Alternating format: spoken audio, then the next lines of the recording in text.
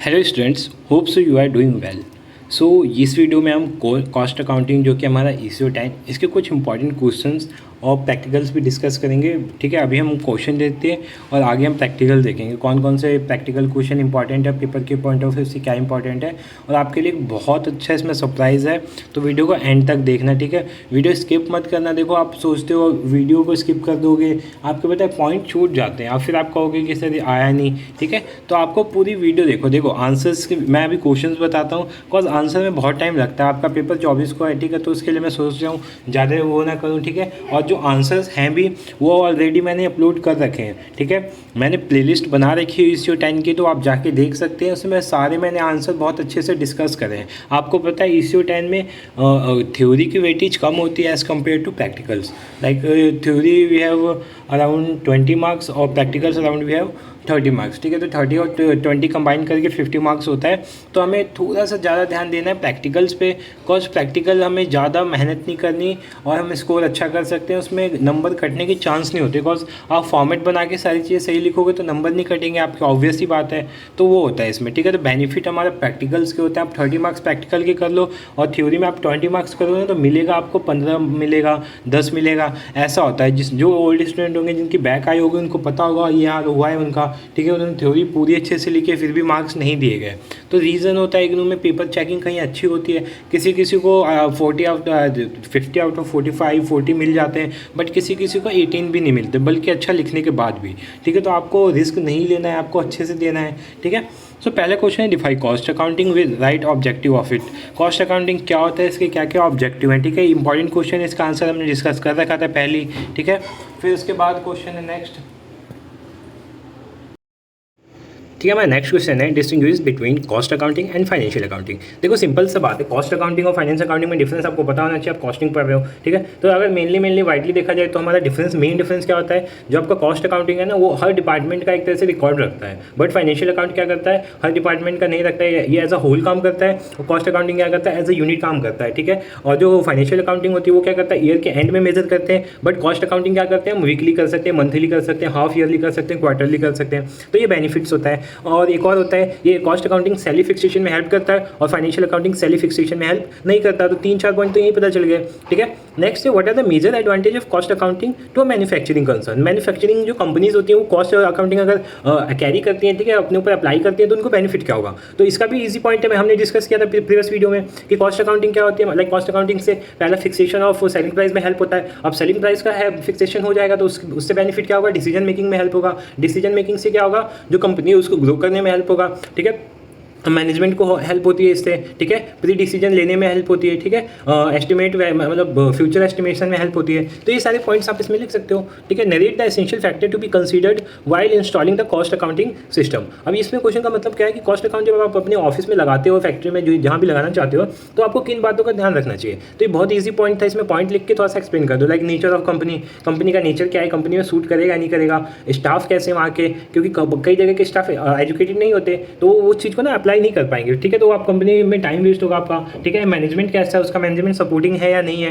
ठीक है, तो ये सारी चीज़ें आपको ध्यान में रखनी है। ठीक है, नेक्स्ट क्वेश्चन देखते हैं, what are the difficulty in installing cost system. अब डिफिकल्टी क्या है, ठीक है, तो मैं आपको एक ट्रिक बताता हूँ क्वेश्चन करने की। लाइक जो फैक्टर्स आपको ध्यान में रखना था, उसमें ध्यान नहीं रखोगे तो प्रॉब्लम्स बन जाएंगी। तो पहला हमने क्या किया था कि नेचर, तो यही है कि नेचर जो है ना वो डिसाइड नहीं कर पाते हम। ठीक है, कि हमारे बिजनेस का नेचर कौन सा है और फिर उसके हिसाब से हम अप्लाई कर देते हैं और वो गलती हो जाती है। दूसरा क्या है, स्टाफ जो होते हैं वो इलिटरेट होते हैं, वो चीज़ों को समझ नहीं पाते, तो ये भी डिफिकल्टी है इसमें। ठीक है, अगला क्या, मैनेजमेंट का जो सपोर्ट नहीं मिलता। ठीक है, अपर जो मैनेजमेंट होता है उसका सपोर्ट नहीं मिलता, तो ये भी एक प्रॉब्लम्स होती है। और टाइम और पैसे बहुत सारे कंज्यूम करते हैं, कॉस्टिंग बहुत महंगी होती है। क्यों, क्योंकि ये वीकली करनी पड़ती है, weekly, monthly, quarterly, half yearly. ठीक है, तो इसमें भी पैसे बहुत ज़्यादा लगते हैं। ठीक है, और इसमें पूरे डिपार्टमेंट का रिकॉर्ड रखना होता है तो और पैसे लग जाता है और टाइम भी लगता है। ठीक है, आई होप आपको समझ में आ रहा हो। ठीक है, नेक्स्ट देखते हैं व्हाट आर डिफिकल्टी। ये हो गया लिमिटेशन ऑफ फाइनेंशियल अकाउंटिंग। तो ये हिस्टोरिकल होता है, नेचर में क्या होता है, हिस्टोरिकल होता है। ठीक है, इसमें प्रीवियस डाटा होते हैं, अभी करंट का नहीं होता, और ये एज अ होल काम करता है। होल का मतलब क्या हुआ, ये पूरी कंपनी की इन्फॉर्मेशन देता है। ठीक है, ये as a group, as a individual की इन्फॉर्मेशन नहीं देता। लाइक मैं पूछूं कि हाँ सेलिंग डिपार्टमेंट का क्या हाल है, ठीक है, और मैन्युफैक्चरिंग डिपार्टमेंट का क्या हाल है, उसके अंदर जो हमारा मान लो हम कुछ मैन्युफैक्चर कर रहे हैं, ठीक है, तो हम मान लो बुक्स कर रहे हैं, कॉपी कर रहे हैं, पेन कर रहे हैं, तो ये पर्टिकुलर बुक्स, कॉपी, पेन का रिकॉर्ड नहीं रखेगा। बट कॉस्टिंग में क्या होता है, पर्टिकुलर चीज़ों का ध्यान रखते हैं, जो कि हमने पढ़ा था ना एक याद नहीं आ रहा मुझे। ठीक है, मैं बाद में बता दूंगा आपको, देख के भी बताऊंगा, ठीक है, उसको क्या बोलते हैं, ठीक है, तो उसमें सारी चीज़ों को नोट करके रखते हैं। अगला क्वेश्चन है what are the requisites of an effective system of costing, ठीक है, क्या क्या जरूरतें होती हैं इफेक्टिव सिस्टम ऑफ कॉस्टिंग का। अगला question explain various method of costing, ये बहुत इंपॉर्टेंट क्वेश्चन है, इससे आपके दो क्वेश्चन एक दो क्वेश्चन बनते ही बनते हैं। एक तो शॉर्ट नोट में तो कंफर्म आना है, ठीक है, लिख के ले लो, शॉर्ट नोट में कंफर्म आता है इनमें से क्वेश्चन, और उसके बाद क्वेश्चन ऐसे भी आ जाता है, ठीक है, कौन कौन से मेथड होते हैं। अब कौन कौन से मेथड होते हैं ये हमने बहुत अच्छे से वीडियो में डिस्कस किया है, ठीक है, प्रीवियस वीडियो में हमने अच्छे से डिस्कस किया है, ठीक है, मैं आपको इस पर दिखा भी देता हूँ, प्रीवियस वीडियो इसकी अवेलेबल है हमारे ग्रुप में, ठीक है, ठीक है। तो आप जैसे हमारे चैनल में आओगे, ठीक है, इनफोकस स्टडी पता है आपको, ठीक है, तो यहाँ पे प्लेलिस्ट का ऑप्शन आएगा, ठीक है, अब प्लेलिस्ट में आपको यहाँ पे सर्च करना है, ठीक है, यहाँ पे इसको स्क्रॉल करना, ठीक है, ये सबकी प्लेलिस्ट मैंने बना रखी है ताकि आपको दिक्कत ना हो, बट आप फिर भी पूछते हो, ठीक है, तो यहाँ पे आप आओगे ECO 10 पे, ठीक है, AMK ECO 10 ECO 11 सारी वीडियोस अवेलेबल है, मोस्ट ऑफ जो हैं वो सब मैंने अवेलेबल करा रखी है, ठीक है। तो ये ECO 10 पे आपको आना है, यहाँ पे देखो कितनी वीडियो है, 1 2 3 4 5 वीडियो अवेलेबल है, ठीक है, इंपॉर्टेंट क्वेश्चन प्रैक्टिकल्स। और देखो ये पता है इसमें क्वेश्चन क्या होता है, आप सोचोगे दिसंबर की है, नहीं, ठीक है, इग्नू में क्या होता है, रिपीट होते हैं क्वेश्चन, तो आपको समझ में तो आएगा ना क्या चीज़ें पेपर में आती हैं, ठीक है, तो आप ये वीडियो जरूर देखें, अगर पूछ रहे हो आप इंपॉर्टेंट क्वेश्चन तो उससे पहले ये वीडियो देख के जरूर जाना, ठीक है। चलते हैं अपने क्वेश्चंस पे, ठीक है, तो हम क्वेश्चन क्या देख रहे थे, explain various method of costing, कौन कौन से मेथड होते हैं। देखो मेनली अगर देखा जाए ना, इसको ऊपर ऊपरी हम अगर क्लासीफाई करें तो दो होते हैं, एक तो हमारा कंटिन्यूअस होता है और एक हमारा जो नॉर्मल होता है वो होता है। कंटिन्यूअस में क्या होता है, जो जिसका प्रोसेसिंग चलता रहता है, ठीक है, और एक होता है जो हम कॉन्ट्रैक्ट मिलने पर करते हैं, ठीक है, तो वो ज़्यादा नहीं पूछता आपको, simply job costing, contract costing, process costing, batch costing, unit costing, ये आपको याद रखना है, ठीक है, ये मेन है हमारे, ये आपको याद रखना है, ठीक है। इनकी मैंने डेफिनेशन सब समझा रखा है विद एग्जाम्पल बहुत अच्छे तरीके से प्रीवियस वीडियो में, तो आप जाकर देख सकते हो, ठीक है, मैं सारी वीडियो की लिंक डिस्क्रिप्शन में दे दूँगा, कमेंट सेक्शन में दे दूँगा, देख लेना। Next question, what are the advantage and disadvantage of centralised purchase system, explain briefly, ठीक है। सेंट्रलाइज्ड परचेज सिस्टम मतलब जो परचेज क्या करता है, टॉप मैनेजमेंट करता है, तो उसकी क्या एडवांटेज है और क्या डिसएडवांटेज, हर चीज़ की एडवांटेज डिसएडवांटेज होती है, तो आपको सारी पढ़नी है, ठीक है। देखो अपर लेवल के जो मैनेजमेंट होगा वो जब अगर परचेज करता है तो क्या दिक्कत क्या हो सकती है, अच्छा क्या हो सकता है, उनको नॉलेज होती है चीज़ों की, ठीक है, तो वो एक तरह से अपनी नॉलेज का यूज़ करेंगे वहाँ पे। बट अगर लोअर लेवल की करते हैं तो उनको डिपार्टमेंट की नॉलेज होती है ना, अपर लेवल वाले इतना तो ध्यान देते नहीं है as compare to lower level. तो लोअर लेवल वालों का बेनिफिट होता है कि वो उन चीज़ों को देख रहे हैं, प्रैक्टिकली देख रहे हैं, तो उनको ज़्यादा पता है। फिर उसके बाद explain ABC analysis for inventory control with the head of suitable example, बहुत इंपॉर्टेंट क्वेश्चन है और इसको मैंने बहुत अच्छी तरीके से समझाया, ठीक है, प्रीवियस वीडियो में आप देख लेना, ठीक है, मैंने बहुत अच्छी तरीके से समझाया, आपको समझ में आ जाएगा। ए का मतलब देखो वैल्यू किसकी ज़्यादा है, सबसे पहले कौन आता है A, फिर B, फिर C, सबसे इंपॉर्टेंट A होता है, फिर उसके बाद B होता है और फिर सबसे कम C होता है। तो मान लो A में आता है डायमंड की वैल्यू बहुत ज़्यादा होती है तो उसकी केयर भी ज़्यादा करेंगे। फिर आता है गोल्ड की वैल्यू डायमंड से थोड़ी सी कम होती है तो उसमें केयर कम करेंगे। बट C जो है हमारा है वो मान लो लोहे की वैल्यू बहुत कम होती है तो उसकी केयर नहीं करेंगे। आप मान लो आप कंपनी खोल रखी है आपने, ठीक है, एक जगह आपने हीरे रख रखे हैं, एक जगह डायमंड और एक जगह लोहा, तो आप सिक्योरिटी किसकी बढ़ाएंगे, डायमंड की बढ़ाएंगे, ऑब्वियसली बात है एक ही बढ़ाएंगे। भले ही आपका एक डायमंड हो बट उसकी सिक्योरिटी आप उसके एक या दो बंदे रखेंगे उसको देखने के लिए, ठीक है, और लोहा भले ही आपका 20 किलो है फिर भी आप उसके लिए कोई रखेंगे नहीं, ठीक है। तो ये होता है कि हम किस पे ज़्यादा ध्यान देते हैं, तो वही ABC एनालिसिस होता है फॉर इन्वेंट्री कंट्रोल। अगर नहीं समझ में आया तो प्रीवियस वीडियो देख लो। State the advantage and disadvantage of time waste system, also explain is time, ठीक है, टाइम वेस्ट सिस्टम क्या होता है, बहुत इंपॉर्टेंट क्वेश्चन है और उसके सारे टाइप आपको करके जाने हैं। फिर explain main feature of Taylor's different rate piece rate system, ये भी उसी के अंदर आता है, ये भी कर देना आप। What do mean by perpetual inventory, बहुत अच्छा क्वेश्चन है, रिपीट होता है क्वेश्चन काफ़ी ज़्यादा, तो इसको भी आप कर लेना, परपेचुअल इन्वेंट्री क्या होता है, ठीक है। अगर आपको आंसर नहीं मिलते तो आप ग्रुप में टेक्स्ट करना, मैं ट्राई करूँगा आपको आंसर देने की, ठीक है, वहाँ पर आप मेरे को टेक्स्ट कर सकते हो, ठीक है, वीडियो में कमेंट कर सकते हो, मैं यहाँ पे आंसर आपको दे दूँगा, ठीक है, मैं आपकी सारी हेल्प कर दूँगा। बट एक कंडीशन है, आप वीडियो को देखो तो सही, ठीक है, वीडियो को बिना देखे स्किप कर देते हो, ठीक है, तो हमें भी अच्छा नहीं लगता ना कि वीडियो पे वॉच टाइम मतलब कोई देख नहीं रहा है हमारी वीडियो, ठीक है, इतनी मेहनत कर रहे हैं, ठीक है, PDF बनाने में मेहनत लगती है, ठीक है, आपको लगता होगा कि हम ऐसे ही करते हैं लेकिन मेहनत लगती है, ठीक है।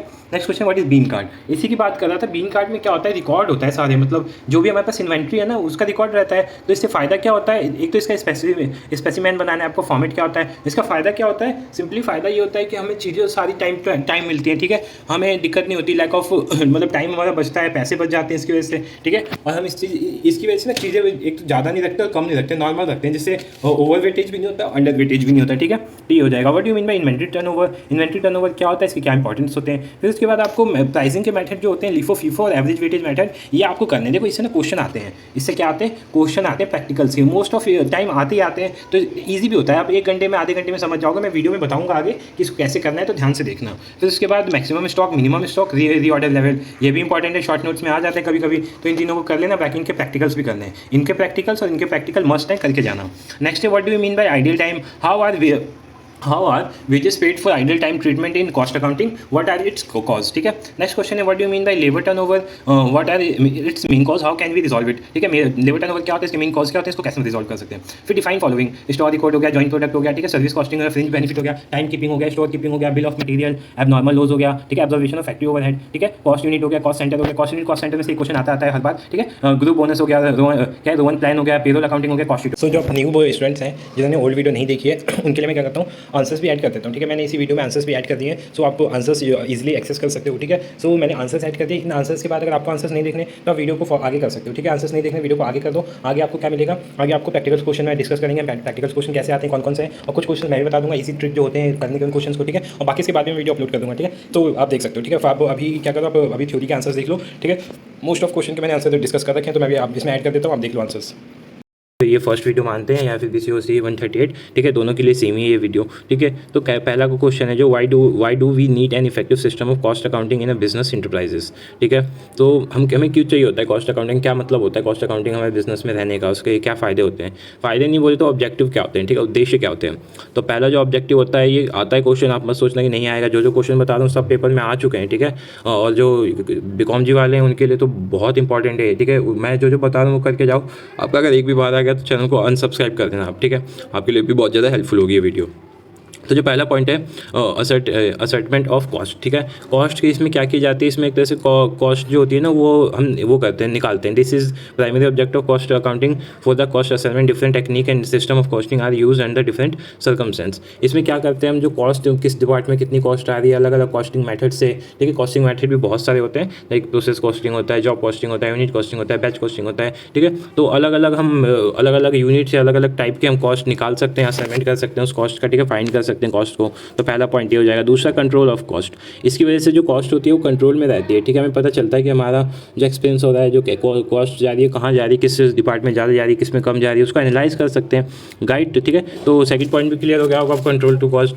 थर्ड पॉइंट है गाइड टू बिजनेस पॉलिसी। ये बिजनेस पॉलिसी को क्या करता है, गाइड करता है। गाइड इन द सेंस क्या होगा, देखो, cost accounting aims to serving the need of management in conducting the business with utmost efficiency. Cost data provide guidelines for various managerial decision like make और buy selling, ठीक है, provide, ठीक है, below cost utilisation of ideal plant capacity, introduction of new plant. तो ये सब कब होता है, जब आप अपने कॉस्ट पे कंट्रोल रखोगे और आपका फॉर्म अच्छा चलेगा, ठीक है। तो उसके बाद आप बिजनेस पॉलिसी में कुछ ना कुछ चेंजेस करोगे, ठीक है।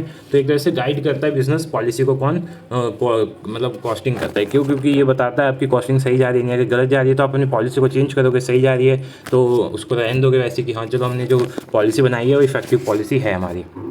नेक्स्ट क्वेश्चन है डिटर्मिनेशन ऑफ सेलिंग प्राइस, ठीक है। तो ये इंपॉर्टेंस में भी आता है, डिटर्मिनेशन ऑफ सेलिंग प्राइस, और ऑब्जेक्टिव में भी आता है। इसकी वजह से क्या होता है, हमें सेलिंग प्राइस का क्या होता है, सेलिंग प्राइस हम निकाल सकते हैं इसकी वजह से, ठीक है। Cost accounting provide cost information on the basis of which selling price of the product और सर्विस में भी फिक्स्ड, ठीक है। अब मान लो आपको कॉस्ट ही नहीं पता कि मान लो पेन का मैन्युफैक्चर कर रहे हैं, पेन का हमें कॉस्ट नहीं पता, तो हम सेलिंग कैसे लगा सकते हैं। मान लो कॉस्ट प्राइस 10 है, हम सेलिंग 8 लगा रहे हैं तो लॉस सीधा है। तो इसीलिए हमें जो ये है सिंपल से एक वो है कि CP पता रहेगा जब भी तो SP पता रहेगा भाई, और अगर CP पता है तो हम उसकी वजह से SP बता सकते हैं, ठीक है। तो ये हो जाएगा इसका नेक्स्ट पॉइंट। तो ये 4 पॉइंट थे, 4 पॉइंट कर लेना आप, ठीक है। इजी था, समझाने में भी आसान था। नेक्स्ट है state the importance of costing in modern economy. जो कॉस्टिंग होता है मॉडर्न इकोनॉमी में कैसे एक तरह से रोल प्ले करता है, ठीक है। तो पहला क्या है, continuous flow of information regarding product cost, material, labour, store, plant capacity which assist output planning. क्या करता है, कंटिन्यूअस फ्लो बना के रखता है, कौन बना के रखता है, कॉस्टिंग, ठीक है। सेकंड फ्लो क्या है, identification of unproductive activities, losses of wastage resource, ठीक है, obsolete machinery, point of inefficiency which demand a quick remedial action. अभी हमने ऊपर देखा था कि ये क्या करता है, एक तरह से बिजनेस पॉलिसी को वो करता है, हेल्प करता है, ठीक है। तो कैसे हेल्प करता है, ये बताता है आपका कि कहाँ पे आपको दिक्कत हो रही है, कहाँ पे आपका लॉस ऑफ वेस्टेज हो रहा है, अनप्रोडक्टिव एक्टिविटीज़ कौन कौन सी हैं आपकी, ठीक है, और उनको सही करने के लिए तुरंत हम रेमेडियल एक्शन ले सकते हैं इसकी वजह से, ठीक है। नेक्स्ट है compilation of correct and reliable cost data. ये जो डाटा होता है उसको क्या करता है, कंपाइल करता है, ठीक है, हमें कंपाइल करके देता है। Preparation of budget and business forecast, इसकी वजह से हम क्या करते हैं, बिजनेस का बजट बना सकते हैं और बजट जो बिजनेस है उसका फोरकास्ट कर सकते हैं कि हाँ हमारा ये सही जा रहा था, इन फ्यूचर भी ऐसा ही होने वाला है। Measurement of efficiency of operating through establishment, ठीक है। इसका मतलब क्या हुआ, एफिशिएंसी का क्या करता है, मेजरमेंट करता है, ठीक है। तो ये भी पॉइंट राइट है। नेक्स्ट देखते हैं, define cost accounting, state it's main object. Cost accounting क्या होता है, इसके क्या ऑब्जेक्ट होते हैं, ये देख लेते हैं। ठीक है, तो कॉस्ट अकाउंटिंग की डेफिनेशन एक नहीं, बहुत सारी डेफिनेशंस है। Like cost accounting is a process of accounting for cost. Simply अगर बोले तो ये क्या आता है, अकाउंटिंग फॉर कॉस्ट होता है। It incorporate income and expenditure relating the production of goods and service. It provide a statistical data on the basis of which future estimate may be prepared. It serves as basis of क्या है, असर्टनमेंट। ठीक है, मतलब क्या होता है, major करना। ठीक है, and control of cost of product and services. ठीक है, नेक्स्ट क्या है, it involve function analysis, recording, establishment of budget, standard comparison and reporting. ठीक है, तो ये सब डेफिनेशन में ही आती हैं। तो आप 3-4 पॉइंट याद रखो, क्योंकि ना ये क्वेश्चन आपका बीकॉम जी वालों में क्या आता है, 20 नंबर का आएगा। ठीक है, तो 20 नंबर में आपको थोड़ा ज़्यादा लिखना होगा। ठीक है, इको 10 वालों का तो ठीक है, उनको तो थोड़ा बहुत लिखना होता है क्योंकि उनको नंबर कम चाहिए होते हैं। बट बीकॉम जी वालों का क्या होता है, उनको ज़्यादा लिखना होता है। ठीक है, तो उनके लिए ज़्यादा वो चाहिए होता है। ठीक है, तो आप देख लेना। ठीक है, डेफिनेशन जितना ज़्यादा लिख सको, जितना उसके अंदर पॉइंट्स लिख सको, उतना इनफ रहेगा वो। फिर ऑब्जेक्टिव क्या होता है कॉस्ट अकाउंटिंग, ये भी बहुत इंपॉर्टेंट है। ठीक है, तो मेन ऑब्जेक्टिव क्या क्या है, पहला ascertain the cost product and service, cost of product and service. ठीक है, जो ऑब्जेक्टिव था यहाँ भी वो यूज़ हो सकता है कि हम क्या करते हैं, असर्टेन करने के लिए, मेजर करने के लिए, क्या कॉस्ट ऑफ प्रोडक्ट और सर्विस। ठीक है, सेकंड पॉइंट क्या है, to aid fixation of selling price. मैंने आपको बताया था कि कैसे फिक्सेशन ऑफ सेलिंग प्राइस में ये हेल्प करता है। ठीक है, सेलिंग प्राइस की कॉस्ट को फिक्स करने में हेल्प करता है। ठीक है, क्यों, क्योंकि अगर हमें कॉस्ट प्राइस पता है जब भी तो हम सेलिंग प्राइस निकाल पाएंगे। थर्ड पॉइंट देखते हैं, to analyse and classify different element of cost which constitute total cost. ठीक है, अलग अलग डिपार्टमेंट की कॉस्ट को अलग अलग मेजर करने में भी हेल्प करता है, इसको मिला के हम टोटल कॉस्ट निकालते हैं। ठीक है, नेक्स्ट देखते हैं, to identify cause of wastage. ठीक है, वेस्टेज कहाँ हो रही है, कैसे हो रही है। ठीक है, उसको कैसे ठीक करते हैं, कि तुरंत रेमेडियल एक्शन कैसे ले सकते हैं उस पर, इसमें भी कौन हेल्प करता है, अपना कॉस्ट अकाउंटिंग करता है। ठीक है, to communicate and management all information relating to cost and facility managerial decision. ठीक है, डिसीजन मेकिंग में भी हेल्प करता है। ऑब्वियस बात है, जब आपको इन्फॉर्मेशन देगा, डाटा देगा, ठीक है, कंपाइल करके देगा, तो आप उस पर मैनेजरियल डिसीजन ले सकते हैं। ठीक है, तो ये सब थे इसके ऑब्जेक्टिव। नेक्स्ट क्वेश्चन पे चलते हैं, what are the major advantage of cost accounting. Cost accounting के हमने ऑब्जेक्टिव देख लिया, अब एडवांटेज क्या होते हैं। ठीक है, टू मैन्युफैक्चरिंग कंसर्न के हिसाब से, जो मैन्युफैक्चरिंग फॉर्म होती है उनके हिसाब से जो कॉस्ट होता है उसके क्या एडवांटेज होते हैं उनको। तो पहला जो पॉइंट है, हेल्प इन कॉस्ट कंट्रोल। देखो ये पॉइंट सब में आएगा। ठीक है, तो ये पॉइंट तो आपको बेसिक्स है कि कॉस्ट कंट्रोल में हेल्प करता है, क्योंकि कॉस्ट अकाउंटिंग करता है क्या है, कॉस्ट को कंट्रोल करता है, कॉस्ट को मेजर करता है। ठीक है, तो हेल्प इन कॉस्ट कंट्रोल तो ईजी है। ठीक है, अगला क्या है, reveals profitable and unprofitable activities. हमने पढ़ा था कि क्या अभी ऑब्जेक्टिव देखा था ना, कि ये जो अनप्रोडक्टिव होते हैं, वेस्टेज होते हैं, इन सबको अलग करता है। तो इन सबको अलग कर देगा तो अनप्रॉफिटेबल एक्टिविटीज़ हो जाएंगी, उसके अलावा जो बचेंगी वो प्रॉफिटेबल हो जाएंगी। ठीक है, तो रिवील करता है ये कि प्रॉफिटेबल कौन कौन से हमारे इसमें चीज़ें हैं और कौन कौन सी अनप्रॉफिटेबल हैं। हेल्प इन डिसीजन मेकिंग, ये भी पिछला पॉइंट ही है, डिसीजन मेकिंग में हेल्प करता है। अब हमें पता चल गया कि कौन कौन से जो हमारे मशीनरी हैं या कौन कौन सी चीज़ें हैं, वर्कर्स हैं, कुछ भी है जो अनप्रॉफिटेबल है, तो हम उसके ऊपर डिसीजन ले सकते हैं ना। तो अब तो हम कन्फर्म है कि ये उतना प्रोडक्टिव नहीं है, इतना हमें प्रॉफिट नहीं दे रहा है, तो उसके ऊपर हम डिसीजन ले सकते हैं। एड इन फॉर्मुलेटिंग पॉलिसी। ठीक है, फिर उस डिसीजन का क्या करेंगे, डिसीजन को हम किस में चेंज करेंगे, उस डिसीजन को फॉर्मूले में चेंज करेंगे ना, फॉर्मुलेट करेंगे। ठीक है, तो वही है कि हेल्प इन पॉलिसी मेकिंग या फिर एड्स इन फॉर्मेटिंग पॉलिसी। सो सेम बात है। फिर guiding fixing selling price fix करने में भी हेल्प करता है, जैसा हमने वहाँ पर आता है। ठीक है, सारे पॉइंट देखो, सारे कॉमन पॉइंट्स हैं, एक दूसरे में आ रहे हैं पॉइंट। तो ठीक है, एक अगर अच्छे से आ रहे हैं तो सारा आप लिख सकते हो। Help in inventory control, inventory control में भी हेल्प करता है। ठीक है, आपको वो बताता है कि कौन से डिपार्टमेंट में कितनी इन्वेंट्री चाहिए, कितना सरप्लस है, कितना मतलब कितना आउट ऑफ स्टोरेज हो रखा है। ठीक है, तो ये चीज़ facilitate cost accounting, cost comparison. ठीक है, फैसिलिटी प्रोवाइड करता है आपको कॉस्ट को कंपेयर करने में कि इस डिपार्टमेंट में कितनी कॉस्ट आ रही है, दूसरे डिपार्टमेंट में कितनी कॉस्ट आ रही है। ठीक है, और ऐसा फाइनेंशियल में नहीं होता, फाइनेंशियल अकाउंटिंग में ऐसा नहीं कर सकते थे आप। ठीक है, तो ये सारे पॉइंट्स थे। एडवांटेज टू आउटसाइड एजेंसी को क्या फ़ायदा होता है, एडवांटेज टू क्रेडिटर को क्या फ़ायदा होता है, ये भी देख लेना आप। ठीक है, नेक्स्ट क्वेश्चन देखते हैं। ठीक है, क्वेश्चन यहाँ पे मिट गया है। ठीक है, मैं आपको क्वेश्चन समझा देता हूँ। क्वेश्चन क्या था यहाँ पे, बहुत इंपॉर्टेंट क्वेश्चन है, बहुत इंपॉर्टेंट। हाँ, इसी 10 के लिए तो ये मस्ट इंपॉर्टेंट करके जाना है। अभी कॉमजी वालों का भी हिस्सा लाने के चांस हैं इसके। ठीक है, तो देख लो आप क्वेश्चन क्या, मैं बता देता हूँ। इसमें है कि जब हम कॉस्ट अकाउंटिंग को अपने कंपनी में इंस्टॉल करते हैं ना, लाइक पहले फाइनेंशियल चल रहा है, आप एकदम से कॉस्टिंग को जब इंस्टॉल करते हैं तो उस टाइम क्या क्या दिक्कतें आती हैं, उस टाइम क्या क्या प्रॉब्लम्स आती हैं, तो वो बताना है। तो देखो, पहला प्रॉब्लम क्या है, inadequate support from top management. जो आपका टॉप मैनेजमेंट होता है ना, वो सपोर्ट नहीं करता है। ठीक है, लोअर मैनेजमेंट को सपोर्ट नहीं करता है। ठीक है, वो चीज़ें फिर जो लोअर मैनेजमेंट होते हैं वो इतने एबल तो होते नहीं, कोई कॉस्ट को मतलब नया एकदम से मेथड आ रहा है आपके फॉर्म में, आप उसे समझ जाओ। ठीक है, तो पहला पॉइंट क्या लिख सकते हो, क्या लिख सकते हो, मतलब ऐसे लिख सकते हो कि not much support from top management, not much support from top management. Second point क्या है, resident from staff association with क्या है, ऑपरेशन ऑफ फाइनेंशियल रिसोर्स। ठीक है, ये आप कर सकते हो। थर्ड पॉइंट क्या है, रीअसेसमेंट ऑफ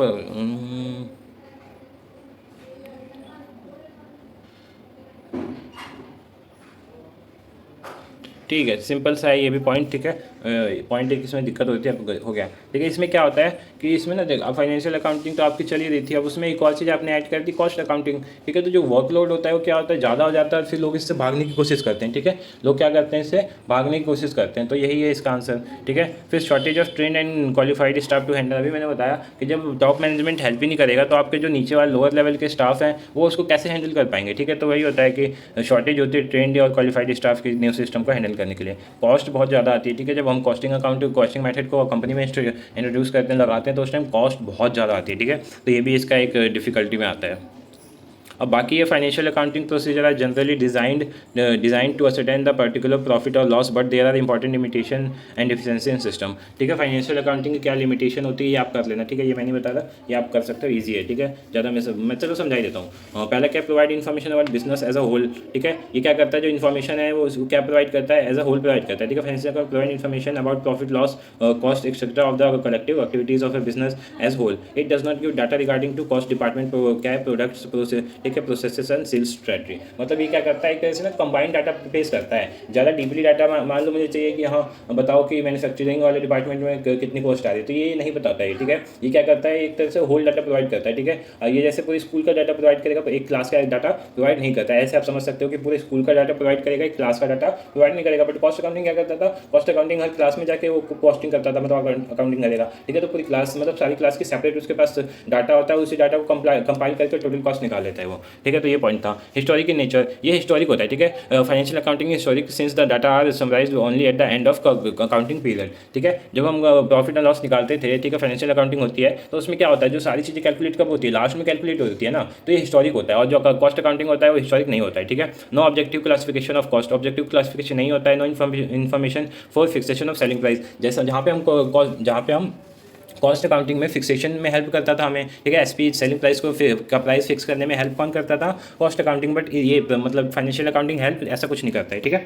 तो ये देख लेना आप, ठीक है। बहुत सारे पॉइंट है वो देख सकते हो आप। नेक्स्ट है, और discuss various factors that are taken into consideration while the installing of costing system in an organisation. अभी हमने पढ़ा डिफिकल्टी क्या आती है, अब हम पढ़ेंगे कौन कौन से मतलब फैक्टर्स हैं जिन्हें हमें ध्यान में रखना चाहिए कब कॉस्ट अकाउंटिंग इंस्टॉल करते टाइम। तो ये दोनों साथ में भी पूछ लेते हैं क्वेश्चन कि what are the factor considered well installing costing system, what are the difficulty in it, ठीक है। तो दोनों क्वेश्चन साथ में आ सकता है 10-10 नंबर के, ठीक है। तो क्या क्या चीज़ें ध्यान में रखना आता है, पहला ऑब्जेक्टिव ऑफ कॉस्टिंग सिस्टम का ऑब्जेक्टिव क्या है, किस लिए आप इंस्टॉल कर रहे हो ये। दूसरा नेचर ऑफ बिजनेस, आपका बिजनेस का नेचर कैसा है, आपके बिजनेस के नेचर में सूट कर भी रहा है या नहीं कर रहा है, ठीक है, आप ऐसे लगवा दे रहे हो। क्वालिटी ऑफ मैनेजमेंट, अभी हमने पढ़ा था डिफिकल्टी में कि मैनेजमेंट जो होता है वो सपोर्ट नहीं करता है, ठीक है। तो आपको ऐसे मैनेजमेंट होना चाहिए जो क्या करे, लोअर लेवल को सपोर्ट करे, उन्हें गाइड करे, ठीक है। Size and type of organisation, ठीक है, साइज और टाइप भी बहुत मैटर करता है कि क्या आपके मतलब आपके साइज के हिसाब से कॉस्ट अकाउंटिंग ठीक बैठेगी या नहीं बैठेगी। Technique expect of business, technical expect कैसा है, ठीक है, टेक्निकल टर्म्स वहाँ कंपनी में यूज़ होते हैं कि नहीं होते हैं, ठीक है। Attitude and behaviour of staff, ठीक है, स्टाफ का हमने पढ़ा था कि स्टाफ अगर लैक ऑफ शॉर्टेज होता है स्टाफ का, क्योंकि उनको नॉलेज ही नहीं होती इस चीज़ की, ठीक है। Impact different operation on variable expenses, ठीक है, एक्सपेंस भी बहुत ज़्यादा होता है तो आपको उसके लिए पहले से रेडी होगा, ठीक है। तो ये देख लेना पॉइंट्स आप, ये हो जाएगा। नेक्स्ट चैप्टर आते हैं, ठीक है। फर्स्ट चैप्टर के जो इंपॉर्टेंट क्वेश्चन थे मैंने सारे डिस्कस कर लिए। अब आते हैं हम अपना मेथड ऑफ कॉस्टिंग, ठीक है। मेथड ऑफ कॉस्टिंग क्या कितने कितने होते हैं, मतलब कॉस्टिंग के कौन कौन से मेथड्स होते हैं वो देख लेते हैं हम, ठीक है। तो देखो कॉस्टिंग के ना अगर मेथड देखा जाए तो इसके लिए मैं आपको चार्ट दिखाऊंगा, ठीक है। उस चार्ट में मैंने पूरा मेथड के जो मतलब कॉस्टिंग के जो मेथड है वो अच्छे से समझा रखा है, ठीक है। तो मैं वो एक बार दिखा देता हूँ वो, ठीक है। तो मेथड देखते हैं, देखो ये मैंने प्रीवियस वीडियो में भी डिस्कस किया था, एक बार और डिस्कस कर लेते हैं मेथड कौन कौन से होते हैं कॉस्टिंग के, ठीक है। तो दो मेथड होते हैं, पहला क्या होता है स्पेसिफिक ऑर्डर कॉस्टिंग और दूसरा कंटिन्यूअस ऑपरेटिंग कॉस्टिंग। अब इन दोनों में क्या डिफरेंस होता है, देखो स्पेसिफिक क्या होता है जब हम किसी खास काम किसी खास ऑर्डर के लिए करते हैं, तो कंटिन्यूअस क्या होता है जो हम करते रहते हैं, हमेशा करना होता है, ठीक है। उसमें हमें किसी पर्टिकुलर ऑर्डर की जरूरत नहीं होती है, ठीक है। जैसे कॉन्ट्रैक्ट में क्या होता है, जब आपको कॉन्ट्रैक्ट मिलता है जब भी तो आप उस चीज़ को बनाते हो ना, बिना कॉन्ट्रैक्ट मिले आप बताते हो रोड पर जाकर गिट्टी बालू गिराए जा रहे हो, ठीक है, तो नहीं, ठीक है। तो स्पेसिफिक में क्या होता है जब आपको ऑर्डर मिलेगा जब भी आप वो चीज़ स्टार्ट करते हो। कंटिन्यूअस में क्या होता है जो आप करते रहते हो। लाइक आपका बिस्कुट का क्या है, बिस्कुट की फैक्ट्री है तो आप बिस्कुट तो हमेशा बनाओगे ना, ठीक है। आपकी चाय की कंपनी चाय तो हमेशा बनाओगे, तो कंटिन्यूअस प्रोसेस होता है। इसमें कौन सा ऑर्डर है ना ऑर्डर की बात है, ठीक है। तो ये सब होते हैं इसके दो मेथड, ठीक है। इन दोनों के अंदर भी होते हैं जॉब कॉस्टिंग, बैच कॉस्टिंग और कॉन्ट्रैक्ट कॉस्टिंग। प्रोसेस कॉस्टिंग किस में होता है, कंटिन्यूअस में होता है, यूनिट कॉस्टिंग होता है और ऑपरेटिंग कॉस्टिंग होता है, ठीक है। अब इसमें से इंपॉर्टेंट क्या है जो बहुत ज़्यादा इंपॉर्टेंट है, job costing, batch costing, contract costing का तो एक अलग से न्यूमेरिकल क्वेश्चन आता है, प्रोसेस कॉस्टिंग का भी न्यूमेरिकल क्वेश्चन आता है। यूनिट कॉस्टिंग और ऑपरेटिंग कॉस्टिंग इतना इंपॉर्टेंट नहीं है, तो स्किप भी कर सकते हो, बाकी ये चारों आपको अच्छे से करना है, ठीक है। जॉब कॉस्टिंग के बस डेफिनेशन याद करनी है, बाकी कुछ नहीं, न्यूमेरिकल नहीं आता है। बैच कॉस्टिंग से भी न्यूमेरिकल नहीं आता है। कॉन्ट्रैक्ट कॉस्टिंग और प्रोसेस कॉस्टिंग से न्यूमेरिकल क्वेश्चन आते हैं, ठीक है।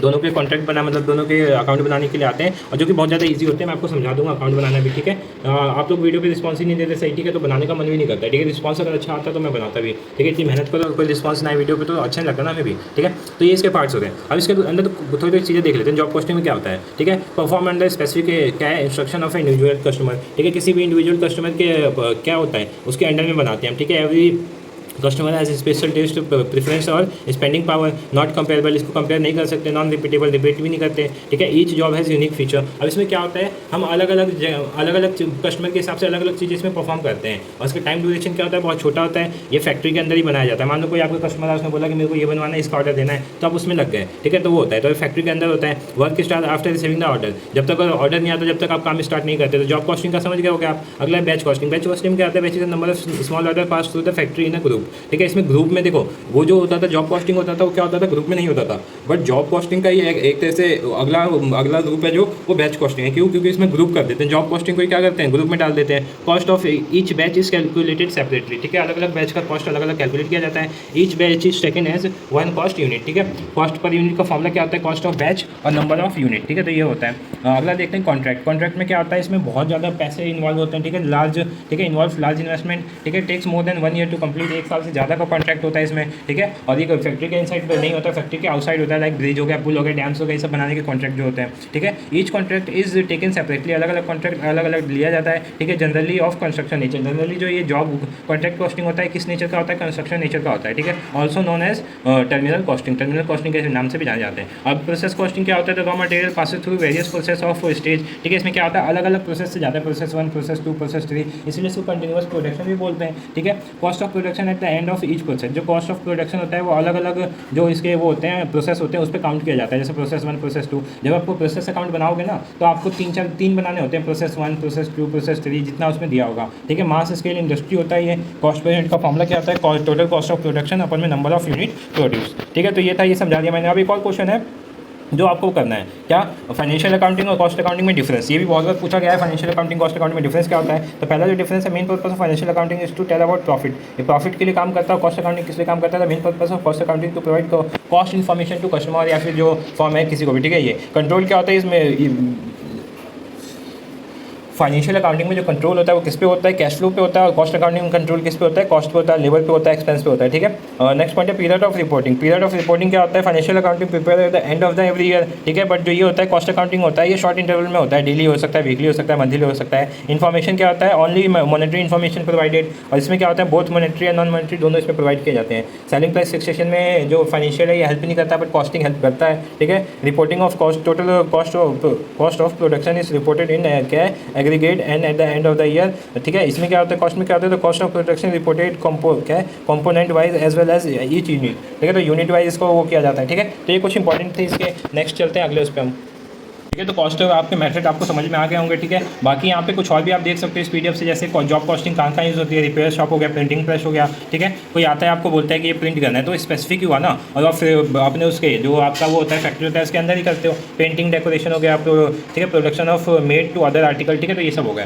और कॉन्ट्रैक्ट में क्या होता है, कंस्ट्रक्शन वर्क हो गया, शिप बिल्डिंग हो गया, आर्किटेक्ट हो गया, कंस्ट्रक्शन इंजीनियर हो गया, ठीक है। तो ये इसमें आते हैं किसमें, कंट्रोल कॉस्टिंग में, ठीक है। बैच कॉस्टिंग में क्या होता है, रेडीमेड गारमेंट्स हो गया, टॉयज़ हो गया, बाईसाइकिल पार्ट्स हो गया, बिस्कुट, ठीक है। तो बताया था मैंने बिस्कुट का एग्जांपल, तो ये बैच कॉस्टिंग में आता है, ठीक है। Like contract costing it is also क्या है, variation of jobs of costing in this method क्या है, products of identical produce products are arrange in मतलब इसमें सिंपली होता है कि एक जैसे प्रोडक्ट को एक ग्रुप में रखा जाता है, अलग प्रोडक्ट को अलग ग्रुप में रखा जाता है, ठीक है। और रखते हैं प्रोसेस कॉस्टिंग का देख लेते हैं। टेक्सटाइल मिल्स हो गया, केमिकल वर्क हो गया, शुगर मिल हो गया, पेपर मिल्स हो गया, सोप मैन्युफैक्चरर हो गया, ठीक है। सिंगल आउटपुट इसका क्या होता है, माइंस हो गया, ऑयल ड्रिलिंग, ठीक है, स्टील वर्क्स हो गए, ठीक है। तो ये सारे आप देख लेना पीडीएफ में, बाकी मैंने ऊपर तो समझा ही दिया था आपको। अगला क्या है, what do you mean by inventory material control, ठीक है। मटेरियल कंट्रोल और इन्वेंट्री कंट्रोल ये शॉर्ट नोट्स में आने वाले क्वेश्चन हैं, ठीक है। Give the main objective and advantage. देखो अब इसकी डेफिनेशन एक बार देख लेते हैं।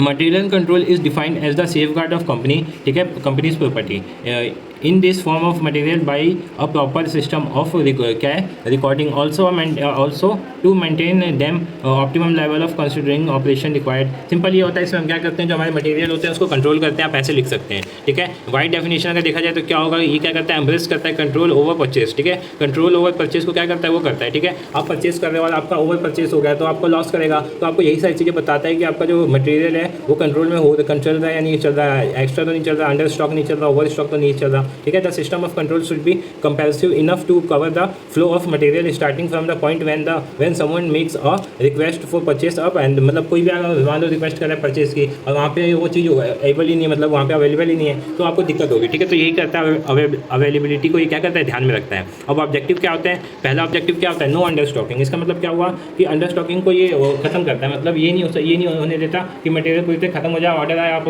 मटेरियल का मतलब दे ना पाए किसी को, ठीक है। तो ये इस चीज़ को खत्म करता है। दूसरा क्या है, no overstocking. Overstocking का क्या मतलब होता है कि ज़्यादा भी नहीं रहता है, ओवर स्टॉकिंग की वजह से चीज़ें खराब हो जाती हैं, तो उसको भी ये कंट्रोल करता है, ठीक है। मिनिमम वेस्टेज इसकी वजह से होता है, ठीक है। क्यों, क्योंकि ना ज़्यादा चीज़ें रखने देगा ना कम चीज़ें रखने देगा, तो जो वेस्टेज होगा वो कम होगा बहुत ज़्यादा। इकोनॉमी इन परचेसिंग, ठीक है, परचेसिंग में भी बहुत ही कॉस्टली नहीं होता है, ठीक है, इकोनॉमिकल होता है। प्रॉपर क्वालिटी ऑफ मटेरियल को ध्यान में रखता है ये, ठीक है। अगला क्या, इन्फॉर्मेशन अबाउट मटेरियल, सारे मटेरियल के बारे में क्या करता है, इन्फॉर्मेशन रखता है कि हाँ ये मटेरियल इतना है, ठीक है, इसकी इतनी सेलिंग हो रही है, इसकी इतनी सेलिंग नहीं हो रही, इसकी इतनी वेस्टेज हो रही है, सब कुछ रिपोर्ट रखता है ये, ठीक है। एडवांटेज क्या होता है, it ensure continuous supply of material, ठीक है। कंटिन्यूस सप्लाई को क्या करता है, इंश्योर करता है, ठीक है। मिनिमाइज करता है capital investment in stock of material, ठीक है। फिर इसके बाद क्या करता है, रिड्यूस करता है कॉस्ट ऑफ स्टोरेज, ठीक है, इशू ऑफ मटेरियल। क्यों, मान लो आपने ओवर स्टॉकिंग बहुत ज़्यादा कर दी तो उसकी वजह से जो स्पेस होगा वो भर जाएगा और बाकी चीज़ों के लिए स्पेस नहीं बचेगा, तो वो उसी चीज़ को कौन खत्म करता है, मटेरियल को कंट्रोल में करता है, ठीक है। तो ये सारी चीज़ें आप देख लेना, ठीक है, ये बता दिया। फिर डिस्टिंग्विश बिटवीन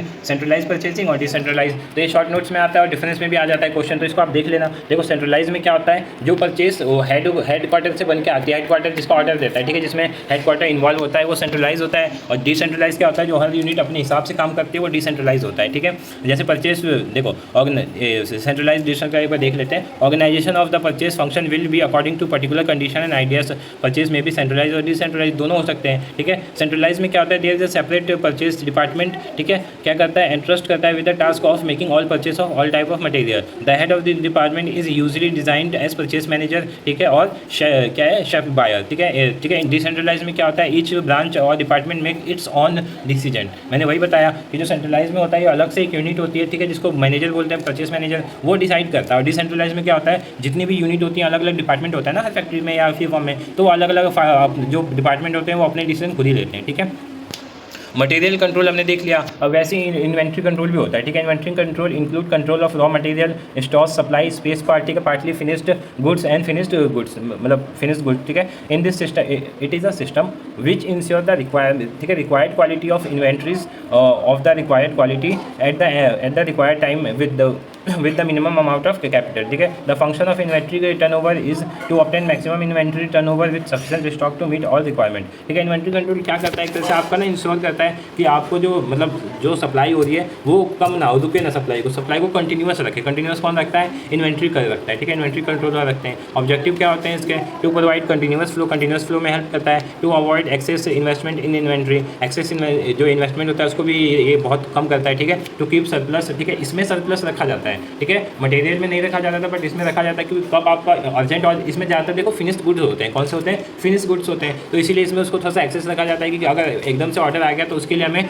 टाइम ना लगे, टाइम वेस्ट ना करें, ठीक है, जल्दी से हम ऑर्डर को कंप्लीट कर सकें, ठीक है। To relieve the management in taking inventory decision, ठीक है, इन्वेंट्री डिसीजन में भी हेल्प करता है। नेक्स्ट क्वेश्चन है, what do you mean by A B C analysis, how you control of store item expected through A B C analysis. देखो एबीसी एनालिसिस क्या होता है, सिंपली बताता हूँ। यहाँ पे ना एबीसी में क्या होता है, ए का अपना अलग एक मतलब होता है, बी का अपना एक अलग मतलब होता है और सी का अपना एक अलग मतलब होता है। ये जो इतनी सारी थ्योरी लिखी है इसको मैं नहीं समझाना, मैं अपने तरीके से समझाता हूँ, अगर आपको समझ में आए तो ठीक है, ठीक है। देखो आप जो अल्फ़ाबेट पढ़ते हो, ठीक है, आप अल्फ़ाबेट पढ़ते होगे तो उसमें ए सबसे पहले आता है, मतलब ए की वैल्यू क्या हो गई, ज़्यादा हो गई। तो ए के अंदर ऐसे प्रोडक्ट आते हैं जिनकी वैल्यू क्या होती है, बहुत ज़्यादा होती है, और जो भी फैक्ट्री है ना उसका ये एक तरह से मान लो 60, 70, 80% वैल्यू खुद ही कंटेन करते हैं। मान लो 10-10 लाख की मशीनें हैं, ठीक है, तो ये किस में आएंगी, ए वाले में आएंगी, तो इस पर ध्यान भी ज़्यादा रखा जाएगा। ऑब्वियसली बात है, महंगी मशीनें तो ध्यान ज़्यादा रखा जाएगा। ऐसे बी आता है, बी में मान लो 2-2 लाख की मशीनें हैं, तो इसके कंपेयर में ध्यान कम रखा जाएगा, ठीक है, और सी वाली में 5,000 की है, तो इस पर बिल्कुल ध्यान नहीं दिया जाएगा, ठीक है, उतना नहीं किया जाएगा। तो यही होता है आपका ABC एनालिसिस। मैं आपको एक अच्छे से ड्राइंग के मदद से समझाता हूँ, ठीक है। देखो ये ABC है, ए का क्या होता है, हाई प्रायोरिटी होती है, वेरी इंपॉर्टेंट होता है, मेजर सिग्निफिकेंस होता है, ठीक है। मीडियम प्रायोरिटी होते हैं, इंपॉर्टेंट होता है लेकिन उतना नॉर्मल इंपॉर्टेंट होता है, मीडियम सिग्निफिकेंस होता है। लो प्रायोरिटी होती है, ठीक है, लेस इंपॉर्टेंट होता है और माइनर सिग्निफिकेंस होता है। इससे आपको समझ गया होगा, ठीक है। आपको क्या करना है, एक चार्ट बना देना है पेपर में, जब होगा तो आपको एक बॉक्स बना देना है, उसमें ए के अंदर ये लिखना है, बी के अंदर ये लिखना है, सी के अंदर ये लिखना है, और ऊपर पूरी थ्योरी भर देनी है। अच्छे खासे नंबर मिल जाएंगे इसमें फिर, ठीक है। ABC analysis for manufacturing concern, ठीक है। अब देखो ABC का क्या मतलब होता है, जो वही मैं समझा रहा था। अब ए हो गया, अब यहाँ पे आप ए वाले पे देख रहे हो जो आपके नट्स हैं, ये कितना 4 ही नट है, लेकिन चारों कितनी वैल्यू कंटेन कर रहे हैं, 80%। यहाँ पे देखो 6 हैं, फिर भी कितनी वैल्यू कर रहे हैं, 50%। और यहाँ पे इतने सारे बटे छोटे छोटे हैं, तो ये 5% कर रहे हैं। तो हम ध्यान किस पे रखेंगे, ए पे रखेंगे ना ज़्यादा, फिर बी पे रखेंगे और फिर सी पे रखेंगे, ठीक है। तो यही होता है। अब एक और चार्ट है, इससे भी समझ जाओगे आप, इससे पूरा समझ जाओगे, ठीक है, और डिफरेंस भी आप समझ जाओगे, ठीक है। कैटेगरी ए में क्या होता है, एग्जैक्ट एस्टिमेट, मतलब हमें पता होता है कि इसमें कितना है, इसमें हम ओवर बाय या अंडर बाय नहीं कर सकते, ठीक है, क्यों, क्योंकि तो बहुत महंगी होती है, ठीक है, लॉस हो सकता है। सीनियर मैनेजर और ये सारे इस पर ध्यान रखते हैं, इसके अंदर इन्वॉल्व होते हैं, ठीक है। It required very strict degree of control, बहुत ज़्यादा इस पर कंट्रोल रखा जाता है, ठीक है, बहुत ज़्यादा कंट्रोल इस पर देना भी चाहिए और रखा भी जाता है, ठीक है। नेक्स्ट देखते हैं कैटेगरी बी। इसमें क्या होता है, it involve N approximate estimate of inventory value, ठीक है। इसमें नॉर्मल उतना ध्यान ज़्यादा, मतलब इससे कम दिया जाता है, कैटेगरी ए से कम दिया जाता है, ठीक है। Mid level professional and manager are assign to manage this category, ठीक है। इसमें जो मिड लेवल के मैनेजर होते हैं, ठीक है, उनको असाइन किया जाता है। It required moderate degree of control, ये moderate degree of control required करता है। और टाइप सी में क्या होता है, इट रिक्वायर्ड मिनिमम और no estimate of inventory value, ठीक है, बहुत कम वैल्यू रखता है या नहीं रखता है, ऐसा होता है, ठीक है। This category is usually manage by junior staff, ठीक है, जूनियर स्टाफ इसको मैनेज करता है। इट रिक्वायर मिनिमम और लिमिटेड डिग्री ऑफ कंट्रोल, ठीक है, बहुत कम डिग्री ऑफ कंट्रोल ये मांगता है, ठीक है। ये हो गया आपका। अब एक बीन कार्ड आता है। बीन कार्ड क्या होता है, तो देखो जो भी इन्वेंट्री आप कंट्रोल करते हो, तो किस बॉक्स में, किस डब्बे में आपकी क्या चीज़ें रखी हुई हैं, वो बीन कार्ड होता है, उस पर डिटेल चिपकी होती है। आप देखते हो कि बॉक्स पे ऐसा कुछ बना होता है, ठीक है, ये बीन कार्ड का फॉर्मेट है, ठीक है। तो यही होता है बीन कार्ड। बीन कार्ड का आप पूछ लेता है what is bin card, draw the structure या draw the pattern of bin card, तो आपको बनाना आना चाहिए, ठीक है, क्या क्या चीज़ें इसमें होती हैं। अब इसको आप लंबा कैसे कर सकते हो, बीन नंबर लिख सकते हो, डिस्क्रिप्शन कोड्स, ठीक है, लेजर फोलियो, ठीक है, स्टोर लेजर फोलियो हो गया, मिनिमम लेवल, री ऑर्डर क्वांटिटी, तो ये सारी चीज़ें किस में होती हैं, बीन कार्ड में होती हैं, ठीक है।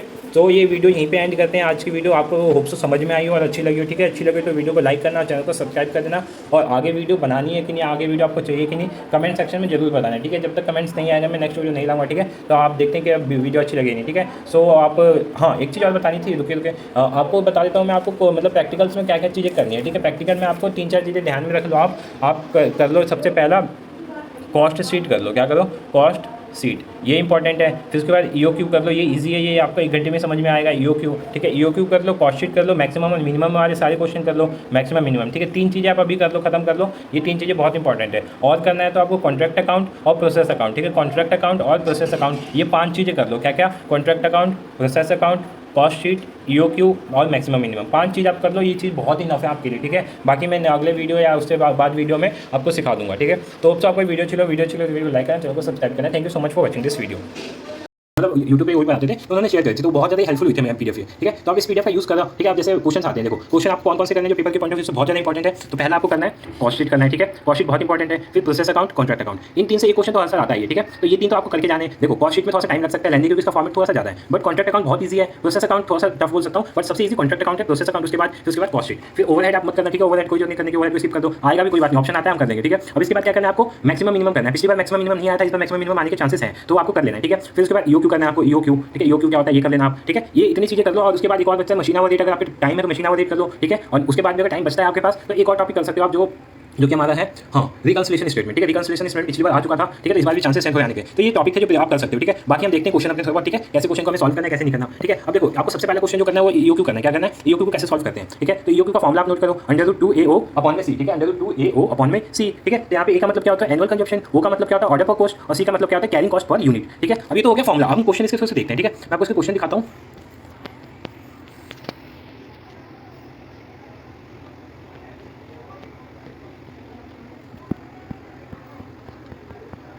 ठीक है, ये रहा हमारा क्वेश्चन। ठीक है, अब इसके क्वेश्चन देखते हैं ईओक्यू कैसे निकालते हैं। अब आपका इसमें दिया होगा annual demand for an item दिया है 18,000, मतलब ये आपका क्या हो जाएगा, एनुअल डिमांड हो गया। Cost is 27 and inventory carrying out charge क्या है 20% है। If the cost of one क्या है तो प्रोक्यूरमेंट इज 150 डिटरमाइन ईओक्यू। सबसे पहले आपको ईओक्यू निकालना आना चाहिए। इसका फॉर्मूला क्या होता है, √2AO अपॉन में C। ठीक है, अब √ करोगे 2 A की वैल्यू क्या होती है, जो आपका एनुअल डिमांड दिया होगा 18,000 लिख दिया। वो क्या होता है आपका, ये कॉस्ट ऑफ वन ऑर्डर। ठीक है, कॉस्ट ऑफ वन ऑर्डर, तो 1 से आप O का रिलेट कर सकते हो। ठीक है, तो 2 × 18,000 × 150। ठीक है, तो अब नीचे क्या करते हैं, C कैसे आता है आपका। ठीक है, C का एक तरीका होता है, मैं आपको बताता हूँ। आपको क्या करना है, जो 27 लिखा हुआ है ना आपका, 27 का 20% निकालो आप। 27 का 20% निकालो, यहाँ पे निकाल के दिखाता हूँ मैं।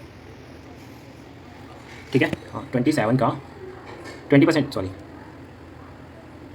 हाँ 27 का कितने परसेंट निकालना है हमें, 20%। नीचे 100 आएगा, एक जो से एक जीरो कट आउट हो जाएगा, 7 टू 14 का 4। ठीक है, 2 टू 4 और 1 5। ठीक है, नीचे क्या बचा 10, 1 जीरो, तो यहाँ पे 1 पॉइंट डाल देंगे तो 5.4 आ गया। ठीक है, तो आपको समझ में आ गया होगा कैसे आया 5.4 ये। ठीक है, कहाँ गया ये, आपको समझ में आ गया 5.4 कैसे आया। ठीक है, जो भी परसेंटेज दिया है, ठीक है, परसेंटेज को क्योंकि परसेंटेज किसके लिए यूज होता है, ये जो आपको कॉस्ट दिया होता है। ठीक है, कॉस्ट जो दिया होता है इसके लिए परसेंटेज निकाल देते हैं इसका। ठीक है, तो आपको सी समझ में आ गया, सी कैसे आया। बस अब आपको क्या करना है, सी आ गया आपका, ऊपर की वैल्यू क्या है आपकी, इसको सॉल्व कर दो। ठीक है, देखो कैलकुलेटर ले जा सकते हो, तो कैलकुलेटर का यूज करो, मेरे पे कैलकुलेटर नहीं है। आप ऊपर वाले को सॉल्व करके उसका रूट निकालो, सिंपली रूट आ जाएगा। ठीक है, क्या आ जाएगा, रूट आ जाएगा।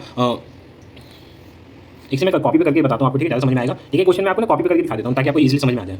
ठीक है, तो सबसे पहले हमें क्या देखना है, व्हाट इज़ ईओक्यू। ठीक है, इकोनॉमी ऑर्डर क्वांटिटी क्या होता है, री ऑर्डर क्वांटिटी भी बोलते हैं इसे।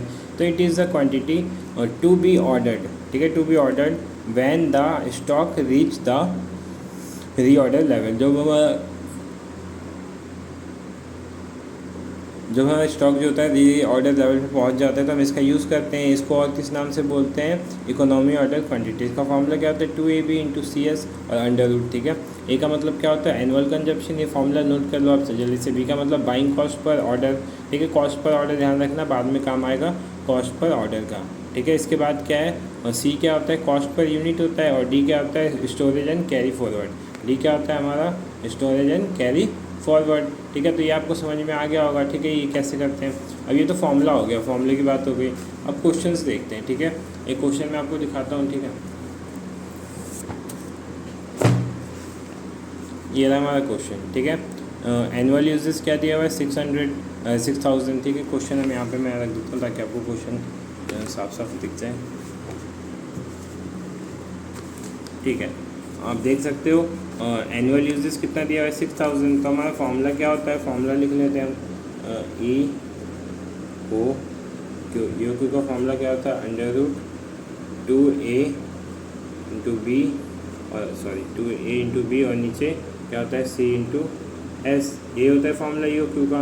ठीक है, अब देखो ए हमारा यहाँ पे ए क्या फॉर्मूला लिखते हैं, 2 × A क्या होता है, एनुअल कंजप्शन। एनुअल कंजप्शन कितना दे रखा है यहाँ पे हमारा, 6,000 दे रखा है, 6,000 यूनिट। यहाँ पे क्या लिख दोगे, 6,000 यूनिट।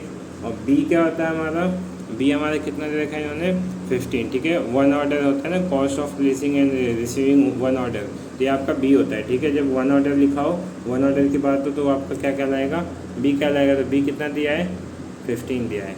अब नीचे जो हम निकालते हैं ना, CS, क्या निकालते हैं, CS। ठीक है, तो इस ये होता क्या है, ये सिंपली होता है आपका जो आपका एक cost of one order, sorry per unit जो होता है ना, पर यूनिट का जितने भी परसेंट दिया होता है उतना निकाल दो आप। ठीक है, तो यहाँ पे नोट करके मैं सॉर्ट करता हूँ। ठीक है, नोट करके लिखा करो इसको, क्योंकि इसको अलग से थोड़ा सॉल्व करते हैं। 2.50 × 20%, काटोगे 5 से इसको डिवाइड दोगे तो 0.5 आएगा। तो हमारा CS सिंपली क्या आ गया, CS क्या आ गया, 0.5। इसको दोबारा सॉल्व करते हैं, 2 × 600 × 15 और नीचे क्या आ जाएगा हमारा, 0.5। ठीक है, अब इसको सॉल्व करो। अब क्या करते हैं, इसको सॉल्व करते हैं। ठीक है, 2 × 6 = 12।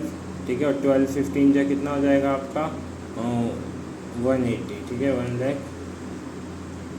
ठीक है, ये हो जाएगा। और नीचे क्या हो जाएगा, 0.5 या 50 बोल सकते हो, अंडर रूट। अब क्या करेंगे, पॉइंट के बाद 2 नंबर है तो ऊपर हमारा 2 जीरो चला जाएगा और नीचे क्या आ जाएगा, 50 से 100 क्या हो जाएगा, कट जाएगा कितने टाइम्स, 2 टाइम्स कट जाएगा। फिर 18 इसको क्या कर दोगे, 1,80,000 को मल्टीप्लाई कर दोगे किससे, 2 से, तो ये हो जाएगा 3,60,000। तो ये किसका स्क्वायर रूट होता है, ये 600 का होता है। किसका होता है, 600 का। तो हमारा आंसर क्या आ जाएगा, 600 यूनिट। ठीक है, तो होप्स आपको ये समझ में आ गया हो कैसे निकालते हैं। बाकी मैं और क्वेश्चन आपको बता देता हूँ, ठीक है। ये क्योंकि कुछ एग्जांपल जो मैंने प्रैक्टिस किए हैं क्वेश्चंस की, ठीक है, जब मैं था तो मेरे क्वेश्चंस ये हैं कुछ।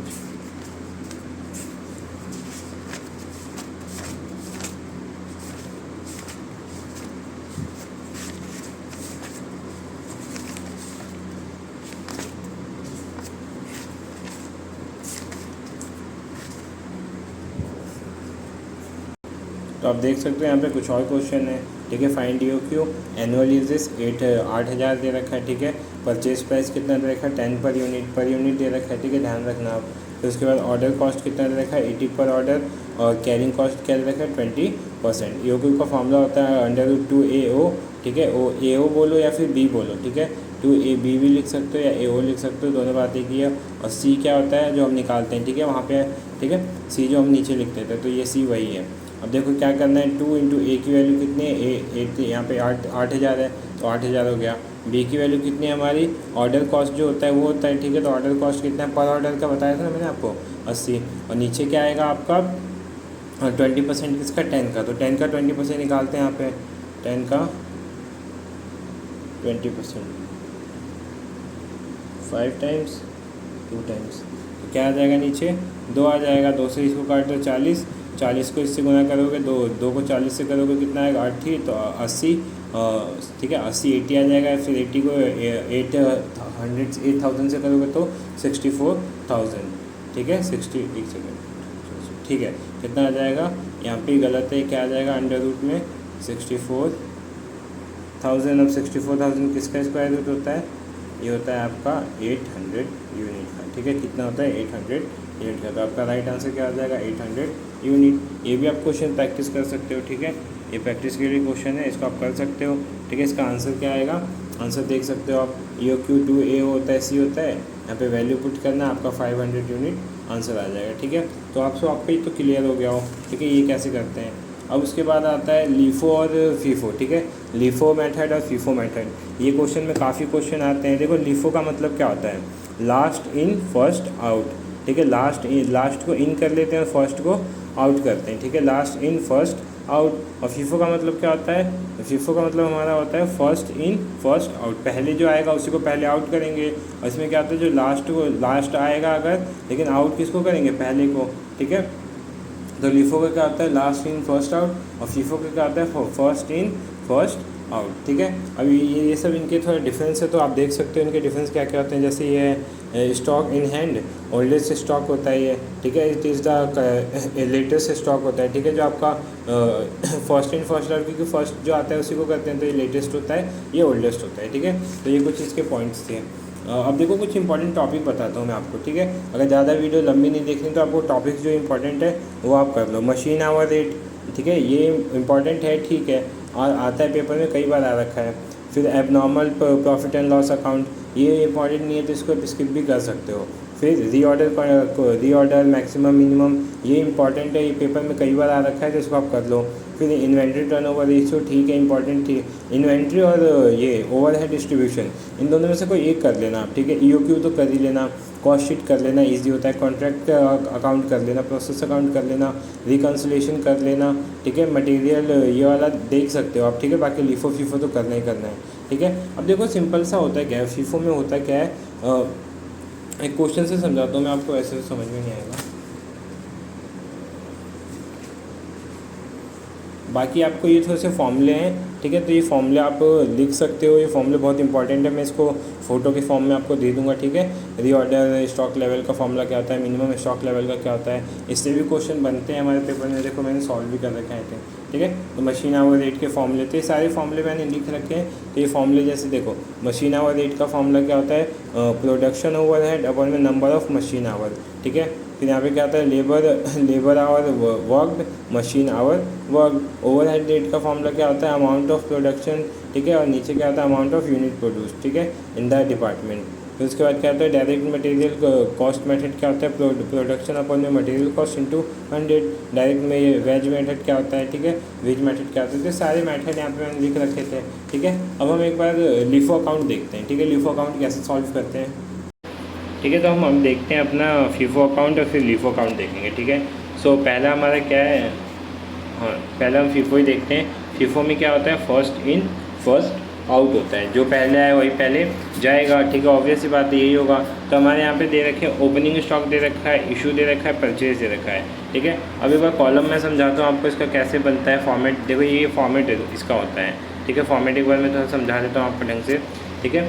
देखो GRN नंबर अगर पेपर में दिया हुआ है तो आप बनाना वाना नहीं भी बनाओगे तो कोई दिक्कत नहीं है, ठीक है। GRN नंबर, SRN नंबर, ठीक है, ज़्यादा प्रॉब्लम नहीं होगी। सबसे पहले आपको डेट का एक कॉलम बना लेना है, ठीक है, फिर क्वांटिटी, फिर रेट और अमाउंट। अमाउंट कैसे, क्वांटिटी कितनी थी 100 और किस रेट से दिया 2.2, तो इन दोनों को इंटू कर दोगे तो क्या आ जाएगा 220, तो ये आपका अमाउंट हो जाएगा, ठीक है। अब जो ये रिसिप्ट होता है इसमें क्या आता है, जो आप परचेज़ करते हो, जो परचेज़ करते हो रिसिप्ट में आता है, और जो इशू करते हो वो तो इशू में ही आएगा, ऑब्वियस सी बात है, ठीक है।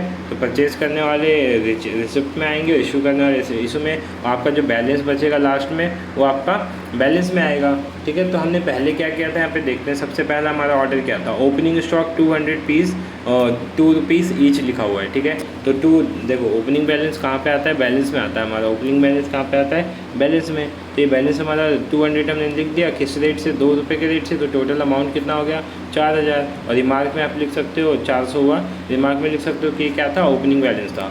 अब इसके बाद हमने कौन सी ट्रांजैक्शन करी, हमने क्या किया, इशू किया। कितने शेयर, 150 शेयर किए, ठीक है। अब हमारे पास देखो बैलेंस में कितने शेयर थे, आप ये ध्यान देना, ठीक है। बैलेंस में हमारे पास शेयर कितने थे, 200 थे। अब हमने इशू कर दिया तो इशू में क्वांटिटी आ जाएगा आपका 150, किस रेट से, 2 रुपीज़ के रेट से, तो 150 इंटू 2 300, ठीक है। अब आपका बैलेंस क्या बचेगा, 150 तो आपने स्पेंड कर दिया, 50 बचेगा ना, किस रेट से, 2 रुपीज़ की, तो टोटल क्या आ जाएगा 100 आ जाएगा, ठीक है। तो ये आप यहाँ तक आपको समझ में आ गया होगा। नेक्स्ट है हमारा, देखते हैं अगला, परचेज़ किया हमने, ठीक है। 5 तारीख को, 5 मार्च को क्या क्या परचेज़ किया, कितने यूनिट, 100 यूनिट, किस रेट से, 2.20 के रेट से। अभी तक किस रेट से चल रहा था, 2 रुपीज़ के रेट से, अब किस रेट से चल रहा है, 2.20 के रुपीज़ से। तो इन दोनों को जब इंटू करोगे आप, ठीक है, इन दोनों को क्रॉस करोगे तो क्या आएगा आपका 220 आएगा। अब जब बैलेंस में जाओगे ना तो आपको 2 चीज़ें दिख जाएंगी यहाँ पे, एक तो 50 वाला का रेट अलग लिखा हुआ है, ठीक है, 50 इंटू 2, और एक 100 इंटू 2.2 ये अलग लिखा हुआ है, ठीक है। तो इसको सॉल्व करने पे कितना आएगा आपका 100 आएगा, इसको करने पे 220 आएगा। तो आपका जो बैलेंस होगा, ठीक है, अमाउंट बैलेंस होगा वो कितना होगा 320 रुपये। कितना होगा 320 रुपये, ठीक है। नेक्स्ट हमने क्या किया है, हमने इशू किया है कितने 100 पीस को, कितने पीस को 100 पीस को। अब एक चीज़ मैं बताता हूँ आपको, ध्यान देना, हमारे पास कितने पीस हैं टोटल। अगर टोटल देखा जाए तो हमारे पास जो अमाउंट है, यहाँ पे बैलेंस था हमने यहाँ दिखाया अभी, ठीक है, ऊपर जो हमने किया 50 हमारे पास तो 2 रुपये वाले हैं, और 100 जो है हमारे पास कितने 2.2 रुपीज़ वाले हैं, कितने 2.2 रुपीज़ वाले। अब हम कौन सा मेथड कर रहे हैं, लिफो, मतलब एक सेकेंड, लिफो ही कर रहे हैं ना, ध्यान देते हैं, फीफो कर दें, फर्स्ट इन फर्स्ट आउट, मतलब जो पहले आया उसी को पहले भगाएंगे, ठीक है। तो पहले क्या आया था, 50 वाला आया था, तो 50 वाले को पहले नोट करें यहाँ पे, 50 इंटू 2 कर लो, क्या हो जाएगा 100, ठीक है। तो 100 इशू हो गया, और हमें 100 इशू करना है। तो जो हमारे पास ये 100 था, ठीक है, 2.2 वाला, इसमें से 50 इशू कर देते हैं, तो 50 इंटू 2.2 क्या हो जाएगा 110 हो जाएगा, ठीक है।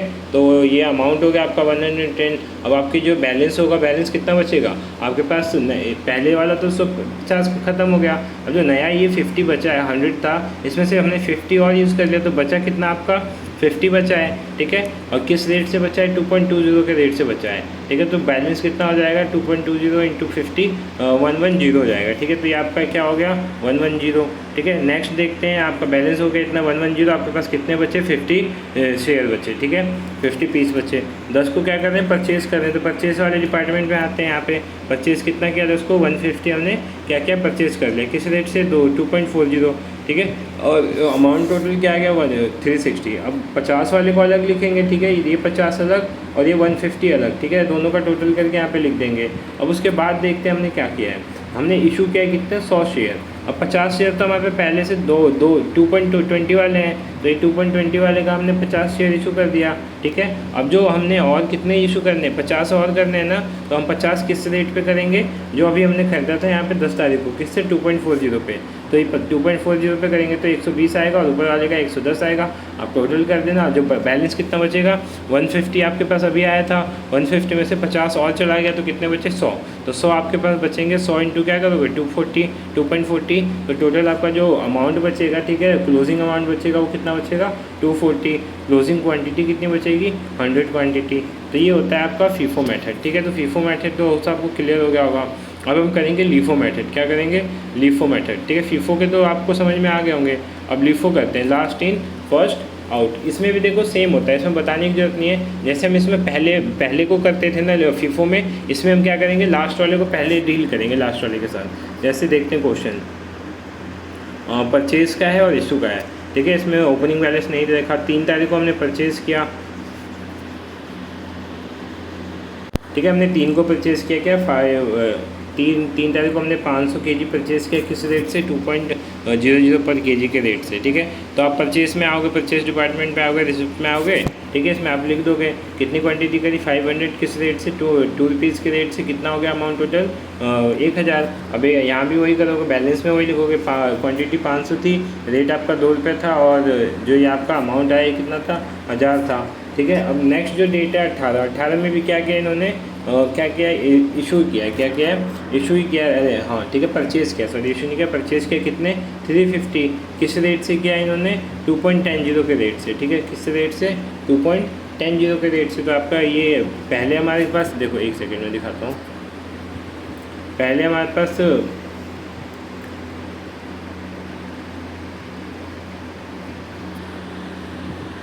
ठीक है, हमने पहले हमारे पास हमने 500 इशू किए थे, फिर 18 को हमने दोबारा कितने किए? 350 किए। तो 18 को कितना आया? 350। किस रेट से आया? 2.20 के रेट से। तो टोटल अमाउंट कितना आ जाएगा? 735। कैलकुलेटर होता तो मैं आपको वीडियो बना के थ्रू कैलकुलेटर दिखाता।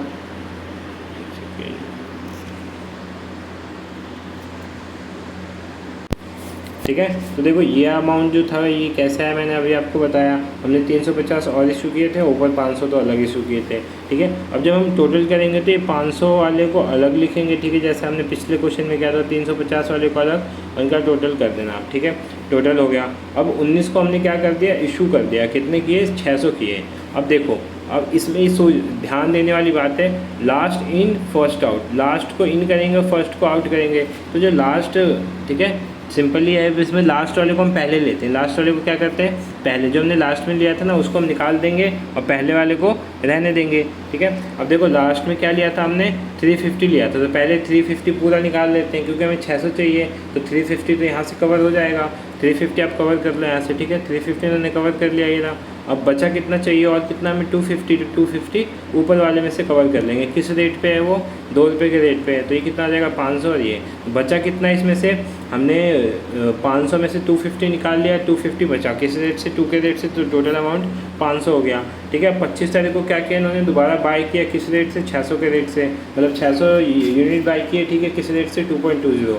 ठीक है, इंटू कर दोगे तो 13 से 20 आ जाएगा। ठीक है, अब ये तो हो गया आपका 250 आपका 2 रुपये के हिसाब से बचा है, और 600 रुपये जो अभी आपने परचेज़ किया ये 2.20 के हिसाब से बचा हुआ है। ठीक है, तो ये आपका है रिमेनिंग। ठीक है, अब आगे देखते हैं 26 को क्या कर दिया इन्होंने? 450 क्वांटिटी क्या कर दी? इशू करी है। 450 की इशू करी है, तो हम लास्ट वाला पहले देखते हैं। तो लास्ट में हमारे पास तो अवेलेबल है पूरा 600 है, तो 600 में से हम 450 का हटा देते हैं, तो ऊपर वाले की ज़रूरत हमें इसमें पड़ेगी ही नहीं अभी। ठीक है, तो हटा दो 450, 2.5 की जगह से 990 हो जाएगा। ठीक है, अब रिमेनिंग बैलेंस कितना बनेगा? 600 था, 600 में से 450 हटा दो तो कितना बचा? 150 बचा। कितना बचा? 150 बचा। किसके रेट के हिसाब से? इस रेट के हिसाब से। और ऊपर हमारे 250 पहले से था, उसको ऐसे लिख देते हैं। 28 को क्या हुआ? दोबारा परचेज़ किया 500 क्वांटिटी 2.30 के हिसाब से। ठीक है, तो टोटल अमाउंट कितना हो गया? 1150 हो गया। बस अब इसको क्या करना था आपको यहाँ पे, एक सेकेंड। ठीक है, तो इसको क्या करना था? इसका बैलेंस करके यहाँ पे लिख देना था। ठीक है, तो जो आपके पास है सारा बैलेंस यहाँ आ गया। 29 को क्या किया? इशू किया। कितना शेयर? 510 शेयर। कितना? 510। तो सबसे पहले तो आप 500 तो यहीं से ले लोगे, जो आपका 500 ही बचा हुआ था। ठीक है, यहाँ से 500 आपको कवर हो गया। अब 10 यूनिट कहाँ से लोगे? इसके ऊपर वाले से। 150 में से 10 यूनिट लोगे तो ये 140 बचेगा, जैसा आप देख सकते हैं यहाँ पे। ठीक है, तो ये सिंपल वैसी मेथड होता है जो लिफो फीफो सेम होते हैं। ठीक है, एवरेज वेटेज मेथड होता है, तो आप थोड़ा देख लेना, एवरेज वेटेज मेथड भी पेपर में आता है। ठीक है, तो लिफो फीफो के प्रैक्टिस के लिए आप ये PDF ले सकते हो। ठीक है, बहुत अच्छी रहेगी आपके लिए PDF। ठीक है, तो आप ये देख लेना। ठीक है, अब लिफो फीफो के बाद क्या करना है आपको? ठीक है, उसके बाद आपको करना है इकोनॉमी ऑर्डर क्वांटिटी। प्रैक्टिस के लिए देखो, हमें प्रैक्टिस के लिए क्वेश्चन बहुत सारे हैं, तो आप अच्छे से प्रैक्टिस कर लेना, क्योंकि पेपर कभी कभी घुमा के आ जाता है। ठीक है, अब इसके बाद आपको सिंपली क्या करना है? कॉन्ट्रैक्ट अकाउंट करना है। क्या करना है? कॉन्ट्रैक्ट अकाउंट करना है। कॉन्ट्रैक्ट अकाउंट का मैं थोड़ा सा आपको इसमें समझा देता हूँ हिंट। ठीक है, हाँ, कॉस्ट शीट भी आप कर लेना। कॉस्ट शीट में देखो पता है याद क्या करना है आपको, ये फॉर्मेट एक तरह से याद करो, आप पेपर में लेके जाओ, जैसे आपकी मर्जी वैसे कर सकते हो, ठीक है। मैं तो बोलूँगा आप जैसे मतलब याद हो गया तो ठीक है, नहीं तो आप इसको लेके चले जाना पेपर में। बस आपको ये चीज़ें याद हो जाएंगी ना, ये जो चीज़ें हैं, ये चीज़ें अगर एक बार आपको याद हो गई तो आप इजीली इसको कर सकते हो, ठीक है। इसमें कुछ भी नहीं है, कॉस्ट शीट बहुत ईजी होती है, बस प्रैक्टिस के ऊपर है। आपके पास है जितने भी दिन है उसमें क्या कर लो, इसको ढंग से प्रैक्टिस कर लो। इसमें बहुत सारे क्वेश्चन हैं, देखो इतने सारे कॉस्ट शीट के क्वेश्चन आपके बुक में है, ठीक है। तो होता क्या है इसमें, देखो सिंपली हमें 4 चीज़ें निकालनी होती हैं। क्या निकालनी होती है? 4-5 चीज़ें, ठीक है। अलग अलग भी पूछ लेता है। रॉ मटेरियल कंज्यूम, जो हमारा ये पहला पूरा हमने जो झमेला किया है, ये क्या होता है हमारा रॉ मटेरियल कंज्यूम निकलता है। फिर इसके बाद हमने इसमें से लेबर और डायरेक्ट वेजेस पेड जो थी वो लिख देते हैं, और इसमें ऐड क्या कर देते हैं, outstanding expense and prepaid direct expense जो होते हैं वो क्या करते हैं, लेस कर देते हैं। इसके बाद जो हमारा चीज़ बचता है, ठीक है, रॉ मटेरियल से घटाने और जोड़ने के बाद वो प्राइम कॉस्ट होता है। क्या होता है? Prime cost. अब प्राइम कॉस्ट के बाद आता है फैक्ट्री ओवरहेड, ठीक है। तो ये कैसे आता है? मैन्युफैक्चरिंग एक्सपेंस जो होता है, इनडायरेक्ट वेजेस होता है, डेप्रिसिएशन ऑफ मशीन, ठीक है। और जो स्टॉक वर्क इन प्रोग्रेस है, उस ओपनिंग स्टॉक जो होता है उसको ऐड कर देते हैं, और जो क्लोजिंग होता है उसको लेस कर देते हैं। तो आपका यहाँ से क्या निकल जाता है? वर्क कॉस्ट या फिर फैक्ट्री कॉस्ट, ठीक है। अब इसके बाद क्या निकालना होता है हमें? Cost of production. तो ये तो सिंपल होता है, डेप्रिसिएशन ऑन ऑफिस क्या कर देना होता है? माइनस कर देना होता है, ठीक है। तो यहाँ पे कॉस्ट ऑफ प्रोडक्शन आ जाएगा। अब उसके बाद क्या आता है? इसके बाद नीचे देखो आप, कॉस्ट ऑफ गुड्स सोल्ड, ये निकालना होता है, ठीक है। तो यहाँ पे एक तरह से सीरीज़ वाइज आपको इसको अच्छे से करना है और आप इजीली कर सकते हो। जैसे यहाँ पे देखो एक क्वेश्चन का एग्जांपल लेते हैं। Stock of raw material as on 1/1/2020 कितना था? 10,000 है, ठीक है। 10,000 है। तो ओपनिंग बैलेंस आपने लिख दिया यहाँ पे, ठीक है। ये जो आपका पहला पॉइंट था, इसका ओपनिंग बैलेंस यहाँ पे हमने नोट डाउन कर दिया, ठीक है। पहला क्लियर। रॉ मटेरियल परचेस कितना था? 98,000 है, ठीक है। तो 98,000 में यहाँ पे आता है रॉ मटेरियल ऐड होता है, ठीक है। कैरेज इनवर्ड भी क्या होता है? ऐड होता है। कैरेज इनवर्ड कितना दे रखा है? 2,000 रुपये दे रखा है, तो ठीक है। तो कैरेज इनवर्ड यहाँ से 2,000 रुपये ऐड कर दो, ठीक है। अब फिर लेस क्या करते हैं इसके अंदर से? क्लोजिंग स्टॉक करते हैं। क्लोजिंग स्टॉक कितना दे रखा है आपका यहाँ पे? क्लोजिंग दे रखा है,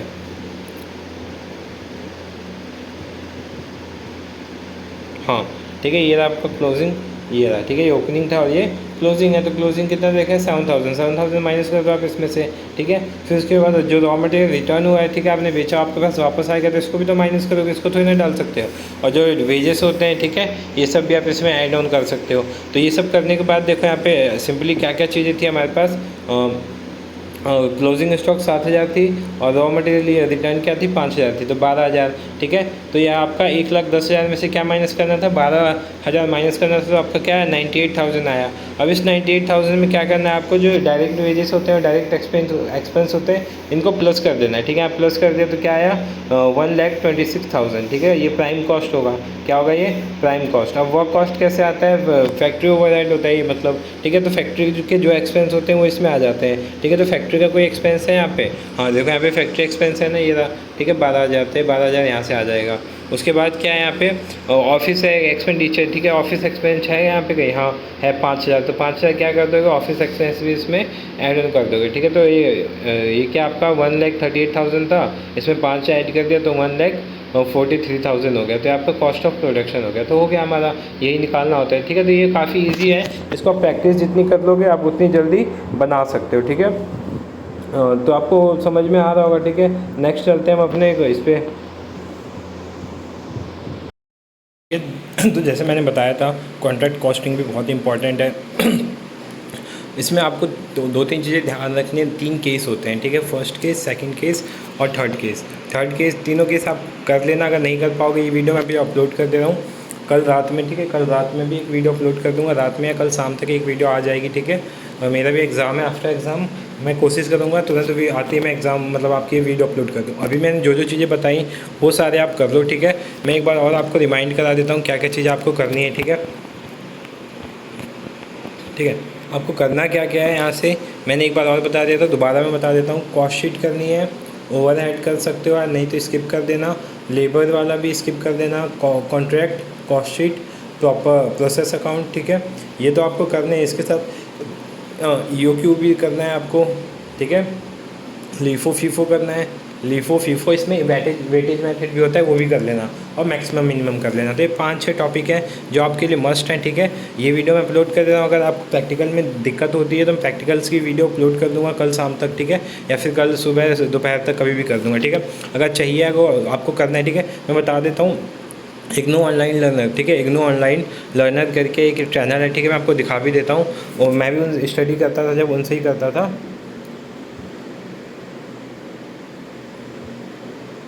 ठीक है। इग्नू ऑनलाइन लर्निंग, ऐसे नहीं आएगा, आई थिंक ECU, हाँ ठीक है, यहाँ से आ सकता है, ECU 10 आप डालोगे ना, ठीक है। ये सर हैं, इनकी वीडियोस आप देख सकते हो, ठीक है, बहुत अच्छा पढ़ाते हैं, ठीक है, बहुत अच्छा इनका चैनल, आप बहुत मतलब चैनल भी अच्छा है, ठीक है, वीडियोस भी अपलोड करते हैं, बिल्कुल जेन्युइन टीचर हैं ना, ये अपने आपके बारे में सोचते हैं, ठीक है।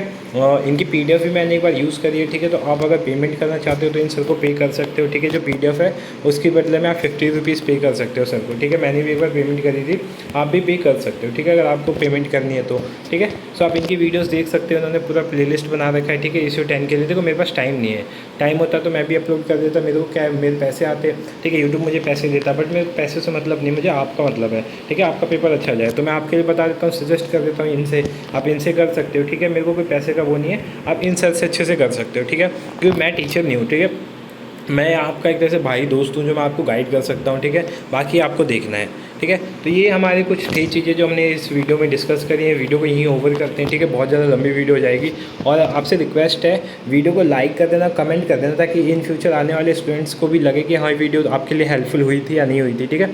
सो वीडियो को एंड करते हैं। Thank you so much for watching this video.